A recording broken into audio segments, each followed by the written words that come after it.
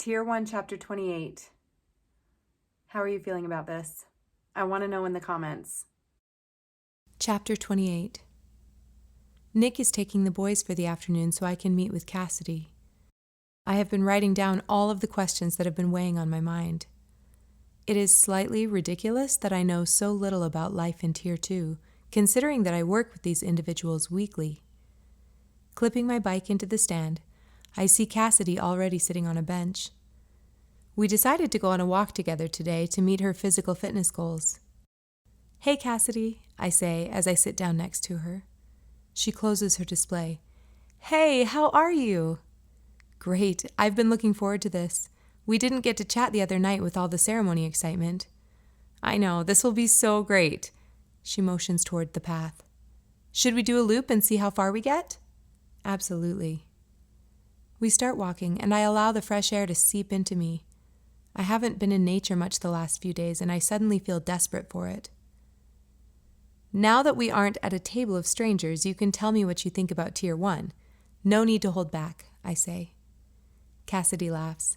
"I wasn't holding back the other night. I really do love it. I love feeling useful and holding myself to a higher standard." "Do they have you assigned for service yet?" "Yep.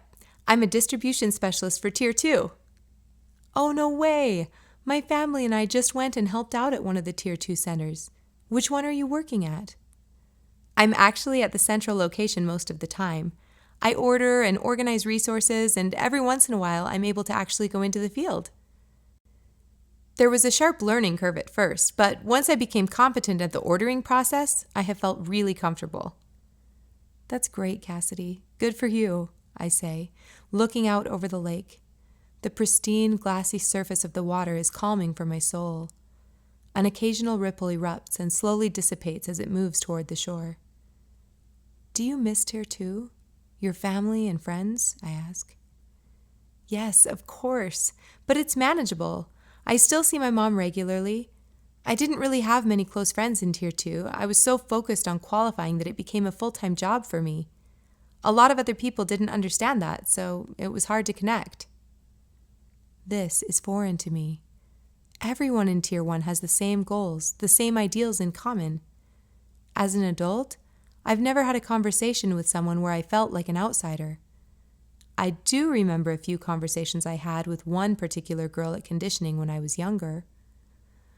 Her worldview was confusing for me, but even then, I felt like she was the outsider. And we were 7. Tell me more about that. Actually, I would love to hear about Tier 2 life in general. Technically, I know that Tier 2 has service assignments, but I have never asked anyone about it. What were your days like there? It's funny, because for me, they weren't all that different. My service assignment was to look after some of the elderly people in our immediate neighborhood. That included Mom. Every day I would check in and make sure that they had what they needed and that they were completing their health requirements. Many of their children were, and still are, serving in the South Gardens.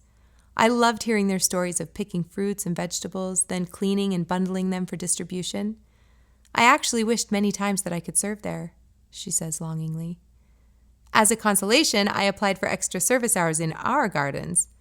Time in the dirt makes me more functional, more able to problem solve, better perspective, if that makes any sense, she finishes, slightly out of breath. Oh, I think it absolutely does. It's great that you made that connection. Being with my kids does that for me too. I guess those are my extra service hours, I laugh. After being with them, I see things differently when meeting with patients. I also feel more grateful for the quiet moments in my life that I tend to miss otherwise. It's so important to find a balance, otherwise it's difficult to give our best. That's exactly what I love so much about being here. In Tier 2, I just didn't have the flexibility to explore anything, really. My days looked very similar, but I lacked the control and opportunity to shift and grow. I feel freer here, like I can blossom and follow whatever path I need to. That is really powerful. This idea of limited freedom has also never occurred to me before, having always been encouraged to explore and discover. Have you completed your initial testing yet? I go in next week. I've been working hard and reaching all of my goals. I don't feel nervous. I am sure it will come back positively. I feel better than I ever have, so if the results don't reflect that, I would be shocked. I'm sure the fact that you aren't nervous about it will only improve those scores. And then you will be fully integrated, I nudge her. You can start dating, hey? She laughs. It's funny, I was so excited for that initially. Now, my mind has been open to all of these new possibilities. I know I definitely want to pair and have kids at some point, but I feel more stable, like it doesn't have to happen immediately. I am amazed at how much more confident she is.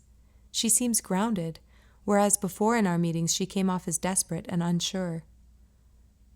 This might be a strange question, but now that you have seen inside both tiers, do you think the tier system is right? She stops walking. You mean, do I think it's a good system? Yes. I guess I just wonder if we really need to be separated.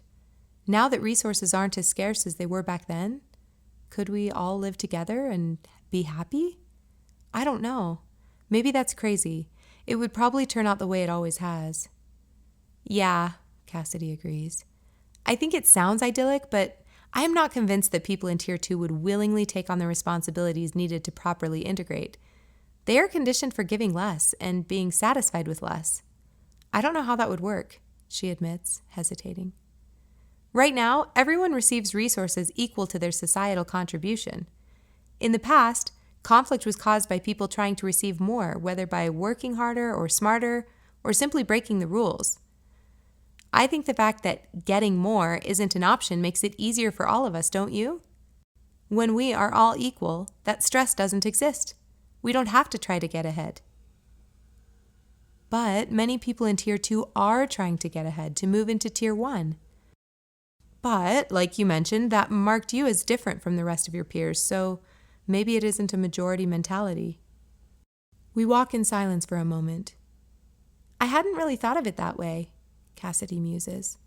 But it didn't ever feel like I was trying to get more, only that I wanted opportunities for growth and to be able to contribute.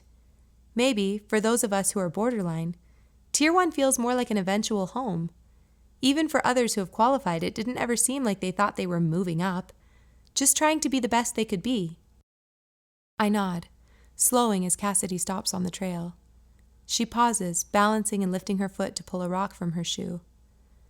I mean, I have definitely heard rumors that some people in Tier 3 feel like the tier system is bad for society, that they have been left with less purely because Berg wants order so they can retain control. I did hear some members of Tier 2 discussing things like that, but I guess I have always viewed it as a natural thing. Of course people with lower genetic and social capabilities would come to false conclusions, she says, replacing her shoe and continuing on. It's true. That's exactly why the crisis happened. It did turn into a power struggle. Those who understood the best options couldn't make headway with so many people holding them back.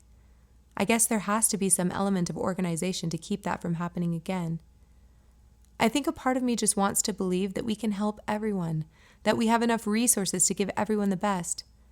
I don't know if it's actually true or not, but I want it to be. It probably isn't realistic, but definitely a nice thought. We pass through a canopy of low-hanging trees into a small clearing.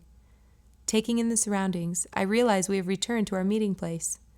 We sit on the bench we started from, taking respite from the growing heat under the shade of a massive honey locust tree. After taking a small break, we decide to walk one more loop. The sun feels good on my skin, and I am not ready to head home yet. We talk of frivolous things for the most part, but my mind is still focused on our initial conversation. I have always viewed Tier 2 as being less desirable, but her responses have shifted my understanding. It's just a different place. People there are comfortable because their way of life suits them. What would it be like not to worry about growing, stretching, pushing? Are my desires inherent to my coding or societally grown? Would I have those ideals if I had grown up in Tier 2? I can't wait to see how I stop myself. How Nick feels about this. I am sure he has an opinion worth hearing.